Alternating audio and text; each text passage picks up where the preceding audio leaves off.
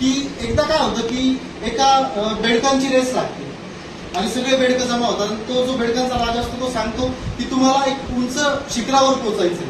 मग सगळेजण पळायला लागतात. पळता पळता काही बेडकं अर्ध्यातून निघून जातात, काही अर्ध्यापर्यंत पोहोचतात, काही अर्ध्यावरून खाली पडतात, मरतात. सगळेजण वरती चढत असतात, खूप जोमाने चढत असतात. तर एक वेळ अशी येते की दोनच बेडकं वरतीपर्यंत जात असतात, थोडंसंच बाकी असतं. मग तेव्हा असं होतं की सगळे खालून आवाज देतात, अरे नको सोडू, मरशील, पडशील, चढून काय उतरशील कसं काय, सगळेजण टेन्शन देत असतात. मग एक बेडूक शेवटी ज्याची क्षमता असते पण तो एकदम थोड्याशा याच्यावरून परत रिटर्न येऊन जातो घाबरून लोकांचं ऐकून.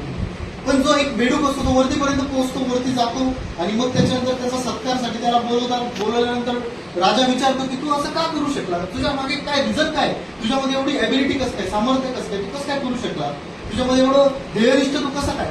मग तेव्हा त्याला काही कळत नाही काय सांगतोय राजा. मग तेव्हा त्याचा मित्र समोर येतो, तो सांगतो की राजाजी याला ऐकू येते. म्हणजे तुम्हाला सक्सेस पर्यंत जर पोहोचायचं असेल तर तुम्हाला बहिरव, जर तुम्ही त्यालाच ऐकू येत राहिलं असेल तो पण उतरून गेला.